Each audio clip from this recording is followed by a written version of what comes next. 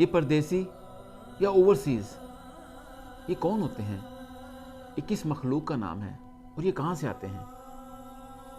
یہ وہ لوگ ہوتے ہیں جو اپنے ماں باپ بہن بھائیوں کو اچھی زندگی دینے کا خواب رکھتے ہیں۔ یہ چاہتے ہیں کہ اپنے خاندان والوں کی تقدیر بدلیں، ان کی قسمت بدلیں۔ ویسے کون چاہتا ہے کہ اپنے بچے کو، اپنے جگر کے ٹکڑے کو اپنے سے دور بھیج دے، ہزاروں میل دور؟ کوئی نہیں چاہتا۔ کون سی ماں چاہتی ہے اپنے بچے کو دور بھیج کے اکیلی کمرے میں چھپ چھپ کے روئے، آٹا گوندتے ہوئے اپنے آنسو کے قطرے اس میں ملا دے، روٹی پکاتے پکاتے رونا شروع کر دے، اور دوسری طرف وہی اس کا جگر کا ٹکڑا خود ہی روتا ہے، خود ہی اپنے آپ کو چپ کراتا ہے، وہ کام بھی کر لیتا ہے جو اس کو پسند نہیں ہوتا، ان لوگوں سے بھی کام کر لیتا ہے جو لوگ اس کو پسند نہیں ہوتے، چاہتا ہے کہ اپنے گھر والوں کی تقدیر بدل دے بس۔ یہ حالات پیدا کیسے ہوتے ہیں؟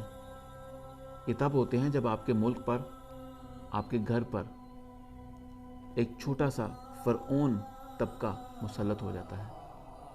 وہ رول آف لا ختم کر دیتا ہے، آپ کے ذرائع پر قبضہ کر دیتا ہے، اور آپ کو ہر طرف اندھیرا ہی اندھیرا نظر آتا ہے، کچھ امید نظر نہیں آتی۔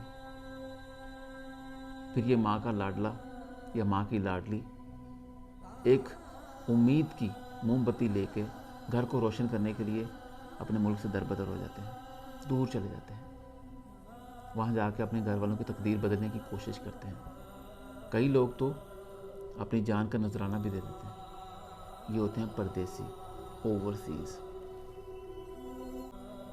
کچھ لوگ کہتے ہیں کہ جو گمراہ ہوتے ہیں ان کو زمینی حقائق کا پتہ نہیں ہوتا۔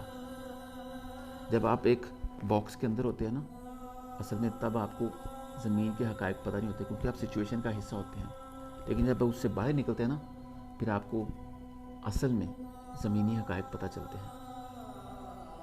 کہتے ہیں کہ جو گمراہ ہیں ان کو ووٹ کا حق نہیں ملنا چاہیے، لیکن انہی جیسی ملتی جلتی شکلوں کو منسٹر بننے کا، صدر بننے کا، بڑی بڑی پوزیشنیں حاصل کرنے کا حق ملنا چاہیے، چاہے ان کے پاس سب کچھ باہر ہو، لیکن وہ حکومت کر سکتے ہیں، لیکن آپ ووٹ نہیں ڈال سکتے، کیونکہ آپ گمراہ ہیں، آپ کو زمینی حقائق کا پتہ نہیں ہے۔ دراصل اس سے الٹا ہے، جو باہر ہوتا ہے اس کو زمینی حقائق کا تھوڑا بہتر پتہ ہوتا ہے، بنتا کیسے ہے، بناتا کون ہے، اور اس کے اختیارات کیا کیا ہیں۔